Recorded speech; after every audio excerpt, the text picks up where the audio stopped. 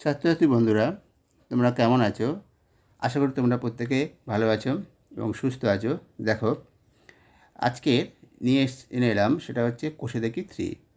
এই অধ্যায়টা আমরা সমাধান করব, সম্পূর্ণ সমাধান করব। যা যা আছে সবগুলো আমরা সমাধান করব।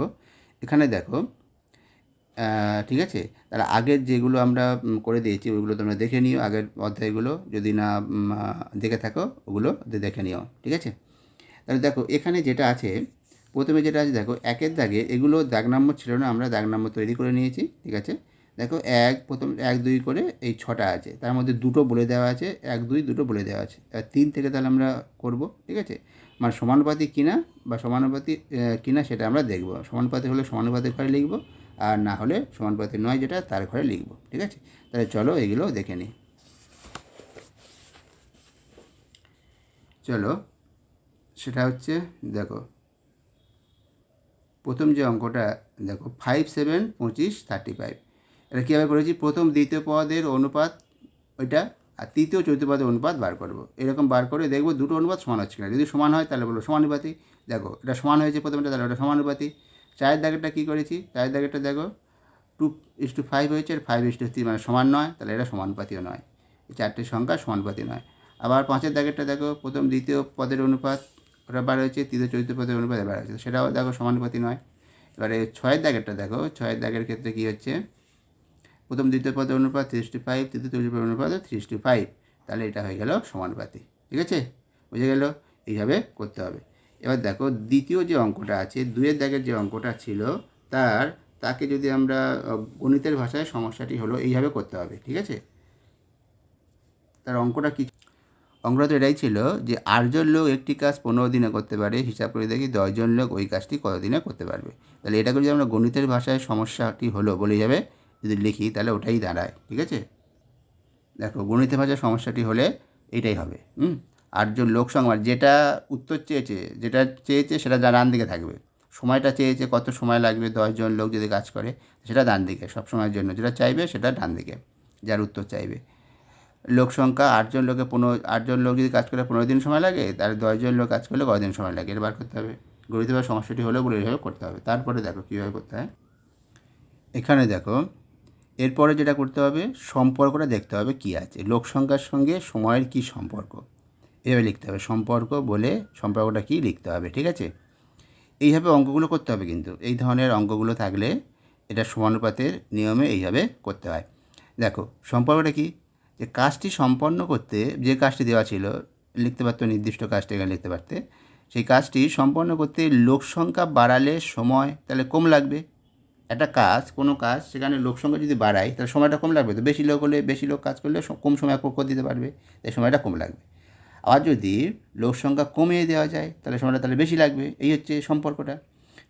যখনই বেশি লোক সংখ্যা বেশি লাগছে, ওটা কম লাগছে, তখন কি লোক সংখ্যার সঙ্গে সময়ের কী সম্পর্ক, ব্যস্ত সম্পর্ক। যদি লোক সংখ্যা বাড়ালে সময়টা বেড়ে যেত, তাহলে কী হচ্ছে, সেটা হয়ে যাবে সরল সম্পর্ক। একটা বাড়ালে আর একটা যদি বেড়ে যায় দুটো রাশির মধ্যে, তাহলে সেটাকে বলা হবে সরল সম্পর্ক। আর যদি একটা বাড়ালে একটা কমে যায় বা একটা কমালে একটা বেড়ে যায়, তখন সেটাকে বলবো ব্যস্ত সম্পর্ক। তার মানে এখানে লিখব, সুতরাং লোক সংখ্যা ও সময় ব্যস্ত সমানুপাতি, ঠিক আছে? ব্যস্ত সমানুপাতি অর্থাৎ কি, লোক সংখ্যার যে অনুপাত আর সময়ের যে অনুপাত সেটা সমান, না সমান নয়, সেটা হচ্ছে ব্যস্ত সমানুপাতি, মানে সমান নয়। তার সমানুপাতি করতে গেলে কি হয়ে যাবে, দেখো এখানে দেওয়া ছিল উপরে কি ছিল, 8 জন লোক, তাই তো? লোক সংখ্যার অনুপাত কি 8:10 হতো। 8:10 সঙ্গে আর 15:15 জিজ্ঞাসা চিহ্ন হতো যদি সমানুপাতি হতো। কিন্তু যেহেতু ব্যস্ত সমানুপাতি, সেই জন্য যে কোনো একটা অনুপাতকে ঘুরিয়ে দেওয়া হবে। এটা সেই জন্য দেওয়া হয়েছে কি, এর ব্যস্ত সমানুপাত 8:10 না হয়ে এটা হয়ে গেছে 10:8, ঠিক আছে? 10:8, তারপরে এটা হয়ে যাবে 15:1। তখন এই দুটো অনুপাত সমান। বুঝতে পারলে? এটা কিন্তু ভালো করে বুঝে নাও। ব্যস্ত সমানুপাতি বললে ওটা ঘুরে গেল, না হলে এটা হয়ে যেত 8:10। যদি সমানুপাতি হতো তাহলে 8:10 সমান 15, এটা হয়ে যেত। যেহেতু ব্যস্ত সমানুপাতি, সেই জন্য প্রথমটার ব্যস্ত অনুপাতের সঙ্গে এর অনুপাতটা সমান হবে, তবে তো এটা সমানুপাতি হবে, যেহেতু সমান চিহ্ন দিয়েছি, ঠিক আছে? আমার তো এটা করে তবে তো বার করতে হবে। 4 নম্বর অপশানটা কী বার করতে হবে, এ সমান করতে হবে অবশ্যই। সমান করতে গেলে তাহলে এর ব্যস্ত অনুপাত বার করতে হবে। 8:10 ব্যস্ত অনুপাত 10:8, তার সঙ্গে এটা সমান। বোঝা গেল? যে কোনো একটা তোমরা এইটাকে ঘুরে নিতে পারো এদিকে, এটা তাহলে লিখতে হতো 8:10 সমান এটা জিজ্ঞাসার চিহ্ন 15। এটা করতে পারতে, যে কোনো একটা করতে হবে। ঠিক আছে, আমরা সবসময়ের জন্য এইটাই করব। প্রথমটাকে ঘুরিয়ে নেবো, দ্বিতীয়টা যেমন আছে তেমন থাকবে অনুপাতটা। তাই করেছি। তাই যদি হয় তাহলে এবার দেখো, ধরে নিয়েছি 10 জন লোক ওই কাজটি এক্স দিনে করতে পারে। আমাদের তো ছিল এটাই, উপরে কী ছিল, মানে 10 জন লোক কদিনে করতে পারে সেটা আমরা ধরে নিয়েছি এক্স জন, মানে জিজ্ঞাসা চিহ্নটা এক্স হবে, ওটা এক্স হয়ে গেল। তাহলে এক্স দিনে করতে পারে, তাহলে অনুপাতটা কী দাঁড়ায়, 10:8 সমান 15:x হয়ে যায় ওই জিজ্ঞাসা চিহ্ন জায়গায়। এবারে আমরা দেখো অনুপাতের নিয়ম তো আমরা জানি, 10/8 হয়ে গেল 15/x, সেখান থেকে এক্সের মানটা বার করে নিলাম। দেখো ওখান থেকে এক্সটা বার হয়ে গেল 12 দিন। ঠিক আছে, এইভাবে অঙ্কটা করতে হবে, করে ফেললাম। এবার দেখো 3-এর দাগেরটা যেটা দেওয়া আছে, 3-এর দাগে কী বলেছে যে 40 জন লোকের, দেখো অঙ্কটা বলছে কিছু পরিমাণ খাদ্যে 12 জন লোকের 20 দিন চলে। তাহলে হিসাব করে লিখি যে ওই খাদ্যে 40 জন লোকের কত দিন চলবে। আমরা ধরে নিচ্ছি যে 40 জন লোকের এক্স দিন চলবে, সেটা আমরা ধরে নিলাম আগে। ধরে নিয়ে সমস্যাটা লিখব। দেখো ধরে নিয়েছি 40 জন লোকের এক্স দিন চলবে। তাহলে গণিতের ভাষার সমস্যাটি কীরকম দাঁড়ায়, দেখো সমস্যাটি দাঁড়ায় এটাই, লোক সংখ্যা আর সময়। লোক সংখ্যা আর সময় মানে দুটো রাশি তোমাকে চুজ করতে হবে, কিন্তু কার মধ্যে এটা হচ্ছে লোক সংখ্যা একটা সময়ের মধ্যে। লোক সংখ্যা 12 থাকলে এটা 20 হয়, সময়টা 20 দিন লাগে। আর 40 দিন যদি লোক সংখ্যা 40 জন হয়, সময়টা কতদিন লাগে বার করতে হবে, সেটা এক্স ধরে নিয়েছি। তাহলে সম্পর্কটা কী দাঁড়ায় যে নির্দিষ্ট পরিমাণ খাদ্য শেষ করতে লোক সংখ্যা বাড়ালে সময় কী লাগবে, কম লাগবে। যদি লোক সংখ্যা বেড়ে যায় তাহলে তারা তো বেশি করে খাবে, তাই তো, বেশি লাগবে, তাহলে সময়টা কম লাগবে। আর লোক সংখ্যা কমলে সময়টা বেশি লাগবে, তাহলে কি ব্যস্ত সমানুপাতি হয়ে যাচ্ছে। তাহলে এটাও হয়ে গেল। সুতরাং লোক সংখ্যা ও সময় ব্যস্ত সমানুপাতি। তাহলে এখানেও দেখো, এখানে উল্টে যাবে গিয়ে এই 12:40 নয় হয়ে যাবে 40:12 সমান 20:x। ঠিক আছে, সেখান থেকে দেখো একেবারে করে দেবো, এখান থেকে এটা এই তো নিয়ম সমানুপাতের, অনুপাতের নিয়ম। অনুপাত মানে এটা ভাগ হয়ে যায়, এটাই, আর এক সমান এটা। ঠিক আছে, হয়ে গেল। তাহলে এখান থেকে কাটাকাটি করে 6 পেয়ে গেলাম। তাহলে অতএব হয়ে যাবে, বলবো ওই খাদ্যে 40 জন লোকের 6 দিন চলবে। ঠিক আছে, এইটাই। এবার 4 নম্বর অঙ্কটা দেখো, অরুণবাবু তার কিছু জমিতে 16টি নাঙল দিয়ে 10 দিনে সব জমি চাষ করেছেন। 16টি নাঙল দিয়ে সব জমি 10 দিনে চাষ করেছেন। আর ওই সব জমি যদি আমি 8 দিনে চাষ করতে চাইতাম, বলছে 8 দিনে যদি চাষ করতে চাইলে কতগুলি নাঙল দরকার হবে। তাহলে 8 দিনে চাষ করতে চাইলে বেশি নাঙল দরকার হবে, তাই তো, বেশি নাঙল। সেটা আমি ধরে নেবো, কী করছি দেখো, ধরে নিতে পারি, নিয়ে করতে পারি। কী করা হয়েছে দেখে নেওয়া এবারে। দেখো এখানে যেটা করা হয়েছে, যতগুলো নাঙল লাগবে সেটা আমরা ধরে নিয়েছি মানে নাঙলের সংখ্যা, নাঙলের সংখ্যা হচ্ছে এক্স, মানে যেটা আমরা বার করবো সেই নাঙলের সংখ্যাটাও এক্সটি ধরে নিলাম। তার গণিতের ভাষায় সমস্যাটি এটাই দাঁড়াবে, 10 জনের ক্ষেত্রে 16টা, নাঙলের সংখ্যা ডান দিকে, নাঙলের সংখ্যা বার করতে বলেছে সেটা ডান দিকে, সময়টা ডান দিকে হলো না, 8টা। তাহলে 8টা যদি 8 দিন সময় দিতে হয় তাহলে কটা নাঙল লাগবে। ঠিক আছে, এটা এক্সট্রা ধরে নিয়েছি তো আমরা। তাহলে সম্পর্কটা কী ছিল, কী হবে, তাহলে দেখো সব কৃষি জমি চাষ করতে সময় কমালে নাঙলের সংখ্যা তাহলে বাড়াতে হবে, আর সময় বাড়ালে নাঙলের সংখ্যা কমাতে হবে। ঠিক আছে, এইটাই হচ্ছে সম্পর্ক। ওটা লিখতে হবে, কিন্তু সম্পর্কটা কী লিখতে হবে তো আমরা এই অনুপাতটা সমানুপাত হবে না ব্যস্ত অনুপাত, সেটা বুঝতে পারবো। তাহলে সময় নাঙলের সংখ্যা ব্যস্ত সমানুপাতি। তাহলে দেখো 10:8 না হয় 8:10 সমান হয়ে যাবে 16:x। সেখান থেকে দেখো মানটা আমরা পেয়ে যাব আগের নিয়মে। এবারে আর কোনো কিছু না, কাটাকাটি করলাম, করে দেখো পেয়ে গেছি। তাহলে ওই সব জমি 8 দিনে চাষ করতে চাইলে 20টি নাঙল দরকার। ঠিক আছে, 20 নাঙল দরকার হবে। এবার দেখো 5-এর দাগেরটা, 5-এর দাগটা দেখো কী আছে, বলেছি একটা বন্যাত্রাণ শিবিরে 4,000 জনের 190 দিনের খাবার মজুদ আছে। 30 দিন পর 800 জন অন্যত্র চলে গেলেন, যারা রয়ে গেলেন অবশিষ্ট খাদ্যে তাদের আর কতদিন চলবে হিসাব করি। ঠিক আছে, তাহলে 400 জনের 190 দিনের খাবার মজুদ, কিন্তু 30 দিন পর 800 জন চলে গেছেন, তাহলে অবশিষ্ট যে খাদ্য, সেই খাদ্য তাদের আর কতদিন চলবে।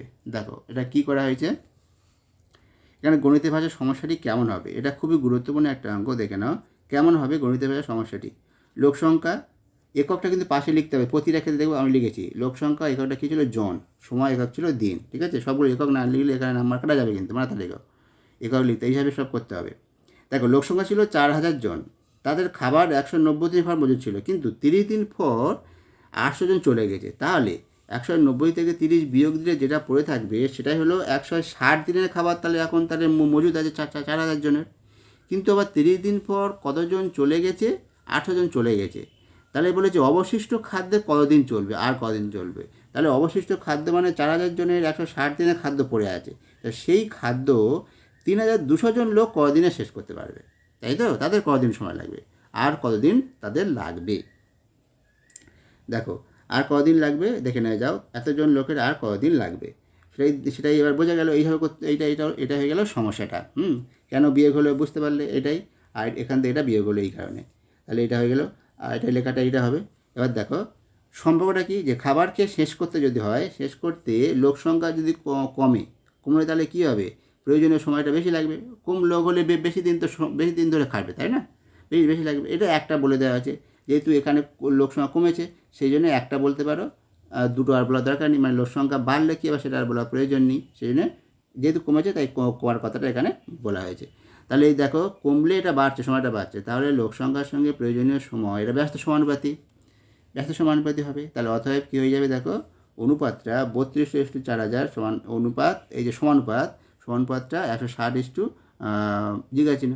এখন দেখো আগের ক্ষেত্রে কী করেছি, এখানে সমান দিয়ে করেছিলাম, এখানে সমানুপাত ধরে করছি। এইভাবেও করা যায়, আমি যেভাবে করা যায় সেই নিয়মগুলো আমি বলে দিচ্ছি, তোমাদের যেটা সহজ মনে হবে সেইভাবে করবে। এই হয়ে গেল সমানুপাত। এবার দেখো কী করছি, দেখো এবারে আমরা ধরে নিয়েছি সমানুপাতের চতুর্থ পদ হলো সমানুপাতের চতুর্থ পদ এক্স। সমানুপাতের চতুর্থ পদ, তোমরা যদি অঙ্কটা বুঝতে না পারো, যে প্রথমে গাণিতিক সমস্যা হলো বলে যেটা লিখেছি, বুঝতে না পারলে কমেন্ট করো, ঠিক আছে, বলে দেবো। দেখো সমানুপাতিক চতুর্থ পদ হলো এক্স, চতুর্থ পদ এক্স, এইটাই হবে চতুর্থ পদ। তো ওখানে কিছু ছিল না, সে জিজ্ঞাসা ছিল, সেখানে ধরে নিয়েছি সমানুপাতিক চতুর্থ পদ হলো এক্স। তারপরে দেখো অতএব তাহলে এটা হয়ে যাবে, সেখান থেকে তাহলে কী হবে, দেখো মানটা এক্সের মান এটাই পেয়ে গেলাম। একেবারে করে দিলাম, একেবারে এইভাবে করা যায়।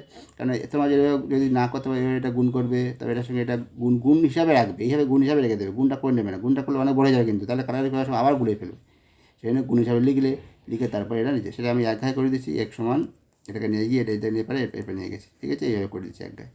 এই প্রত্যেকটাকে তাই করেছি আমি, সেটা করলে সুবিধা হয়, অঙ্কটা তাড়াতাড়ি হবে। তাহলে অবশিষ্ট খাদ্যে তাদের আর কতদিন চলবে, 200 দিন চলবে। এই তাদের 32 জনের কদিন চলবে, 200 দিন চলবে। তাহলে এবার দেখো পরেরটা কি আছে, পরেরটা যেটা আছে দেখে নাও। পরেরটা আছে হচ্ছে যে 3টি ছাতা বা একটা চেয়ারের দাম 600 টাকা, তাহলে 2টি ছাতা ও 2টি চেয়ারের দাম কত হবে হিসাব করতে বলেছে। এবার 3টি ছাতা বা একটা চেয়ার, তাহলে প্রশ্ন অনুসারে দেওয়া আছে, দেখো এখানে অঙ্কটাতে দেওয়া আছে 3টি ছাতা সমান একটা চেয়ার, তার মানে একটা চেয়ার সমান দেওয়া আছে 3টে ছাতা। তাহলে 2টো চেয়ার মানে কটা ছাতা হবে, 2টো চেয়ার মানে 6টা ছাতা হয়ে গেল। এবার তাহলে প্রশ্ন হচ্ছে যে 2টো ছাতা ও 2টো চেয়ার, তাহলে 2টো ছাতা ও 2টো চেয়ার বলতে কী বোঝায়, 2 প্লাস 2টো ছাতা প্লাস 2টো চেয়ার মানে তো 6টা ছাতা, 2 প্লাস 6টি ছাতা, তার মানে 8টি ছাতা। তাহলে দেখো 3টি ছাতা, তাহলে এবারে সমস্যাটা কী দাঁড়ায়, গণিতের ভাষায় সমস্যাটি দাঁড়ায় হচ্ছে একটা ছাতার সংখ্যা আর ছাতার দাম, তাই তো, ছাতার দামটা চেয়েছে। 3টে যখন হয় তখন দাম ছিল 600, তাহলে 8টা হলে তার দামটা কত হয় বার করতে হবে, তাহলে এই হচ্ছে সমস্যাটি। এবার আগের নিয়মে দেখব সম্পর্কটা কী আছে, ছাতার সংখ্যা বাড়লে ছাতার দামও বাড়বে নিশ্চয়ই, তাই তো, সংখ্যা বাড়লে দাম বাড়বে। তাহলে সম্পর্কটা কী দাঁড়াবে, ছাতার সংখ্যা ও ছাতার দাম সরল সমানুপাতিতা আছে, এটা বাড়ছে। তাহলে দেখো এবার সেই জন্য অনুপাতটা কী হচ্ছে 3:8 সমানুপাত 600 জিজ্ঞাসা চিহ্ন। এবার আমরা চতুর্থ পদটা ধরে নিয়েছি, দেখো ধরি সমানুপাত্র চতুর্থ পদ এক্স, তাহলে অতএব আগের মতো এটা হয়ে যাবে, ঠিক আছে। তারপরে দেখো কাটাকাটি করে মানটা বার হয়েছে 1600, তাহলে 2টো ছাতা ও 2টো চেয়ারের দাম হয়ে যাবে 1600 টাকা। বোঝা গেল? অঙ্কগুলো সহজ লাগছে না কঠিন লাগছে কমেন্ট করে জানাও, ঠিক আছে। আর বুঝতে পারছো কি পারছো না কমেন্ট করে জানাও। দেখো 8-এর দাগে এই রকম অঙ্কটা আছে, মানে বিভিন্ন রঙের ঘর আছে, সেই ঘরগুলো গুনে কোন রঙের সংখ্যা, কোন রঙের ঘরের সংখ্যা কত সেটা গুনে নিয়ে তাদের মধ্যে অনুপাতটা বার করতে হবে, ঠিক আছে। চলো তাহলে দেখে নেওয়া যাক। সেটা হচ্ছে দেখো 8-এর দাগেরটা লাল রঙের ঘরের সংখ্যা আছে 27টা, নীল রঙের এত, কোনটা কী আছে দেখে নাও, এইটাই আছে, ঠিক আছে। এবারে লাল ও নীল রঙের ঘরের সংখ্যার অনুপাত তাহলে কত হবে দেখে নাও, 27:6 মানে এইটা অনুপাত হয়ে যাবে, ঠিক আছে। আবার বাদামি ও বেগুনির ক্ষেত্রে এটা, লাল ও সবুজের ক্ষেত্রে এটা, আর বাদামি ও হলুদের ক্ষেত্রে এটা হয়ে গেল। তাহলে দেখো কোন দুটো অনুপাত সমান হচ্ছে, কোন রঙের, কোন 4টে রঙের অনুপাত সমান, মানে দেখো লাল ও সবুজের সঙ্গে বাদামি ও হলুদ সমান, তাহলে লাল, সবুজ, বাদামি, হলুদ এই চারটি রঙের ঘরের সংখ্যা তাহলে কি সমানুপাতে আছে, তাই তো? এটাই চেয়েছিল। এবার দেখো নয়েরটা কী ছিল, নয়েরটা ছিল দুটো শরবত। প্রথম শরবতে সিরাপ ও জলের অনুপাত ছিল 2:5, আর দ্বিতীয় শরবতের অনুপাত ছিল 6:10, মানে হচ্ছে 6:10। আর দুটো বলেছিল কোনটার মিষ্টি বেশি। দেখো এখানে যেখানে সিরাপের পরিমাণ বেশি সেটাই মিষ্টি বেশি হবে। প্রথমটার ক্ষেত্রে সিরাপের পরিমাণ আছে 10/4, এটা 10/6, মানে দ্বিতীয়টাতে বেশি আছে, এটা বেশি, মানে 6:10টা গ্রেটার দ্যান 4:10, তাই তো? 2/5 ছিল, সেটাকে 10 করে নিয়েছি। একই মানে হরটাকে একই করে নিয়ে তবে জানা যাবে যে কোনটা বড় না কোনটা ছোটো, তাই তো? তাই করতে হয়, হর বা লবটাকে একই করে করতে হয়। আমরা হরটাকে একই করেছি, করে দেখতে পাচ্ছি আর দ্বিতীয়টার ক্ষেত্রে দ্বিতীয়টা ভগ্নাংশটা বড়, তাই তো? তাহলে অতএব দ্বিতীয় শরবতটা বেশি মিষ্টি হবে, যেখানে সিরাপের পরিমাণটা বেশি সেটাই মিষ্টি। এটাই হয়ে গেল। দেখো তারপরে 10এরটা কী দেওয়া আছে, দেখো 10এর দাগেরটা বলেছিল জল জমে বরফ হলে আয়তন 10% বাড়ে। কিছু পরিমাণ জল ও তা থেকে বরফের আয়তনের অনুপাত কত, তাহলে লিখতে বলেছে, তাই তো? তাহলে সেক্ষেত্রে আমরা কি ধরে নিয়েছি, দেখো ধরে নিয়েছি কিছু পরিমাণ জলের আয়তন x ঘন একক। তাহলে ওই জল জমে বরফ হলে আয়তন 10% বাড়ে, এটা বলে দেওয়া আছে। তাহলে ওই জল জমে বরফ হলে আয়তন বাড়বে কত? বাড়বে হচ্ছে এক্সের 10% বলেছে তো, তাহলে x × 10-এর 100 ঘন একক, তার মানে হচ্ছে x/10 ঘন একক। তাহলে এতটা বাড়লো, তাহলে আয়তন হলো কত? ওই জল জমে তৈরি বরফের আয়তন হবে তাহলে কত?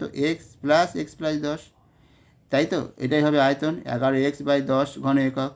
তাহলে কী হয়ে যাবে, দেখো এটা হয়ে গেল, এইটাই আয়তনটা হলো বরফের আয়তন এইটা।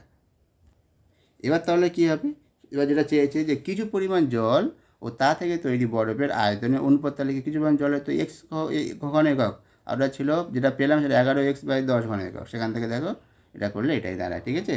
প্রথমে 10 দিয়ে গুণ করা হয়েছে, করে 10x আর 11x, এক্সটাকে x দিয়ে ভাগ করা হয়েছে, করলে 10:11 হয়ে গেল, তাই তো? এটা হয়ে গেল অনুপাতটা, বুঝে গেল?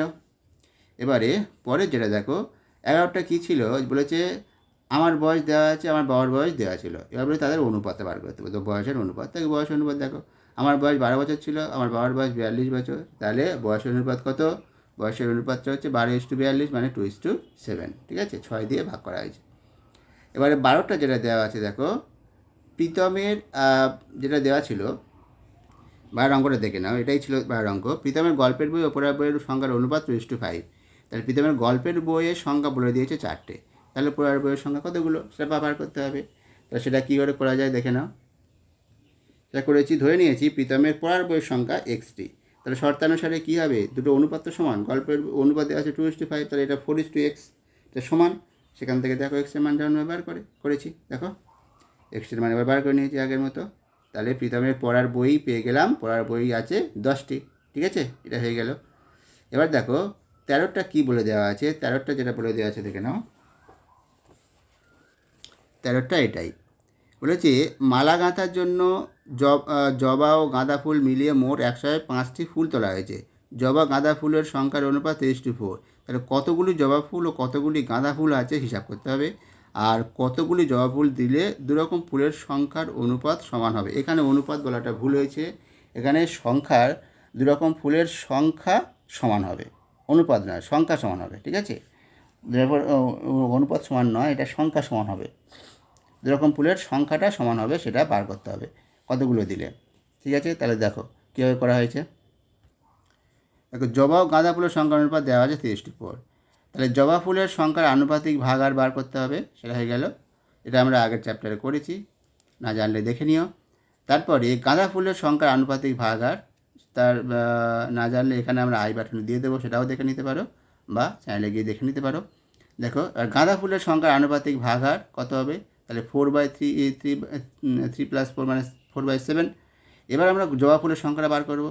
মোট সংখ্যা তো দেওয়া আছে, মোট ফুলের সংখ্যা হচ্ছে 105টি, সংখ্যা দেওয়া থাকতে হবে, দেওয়া আছে।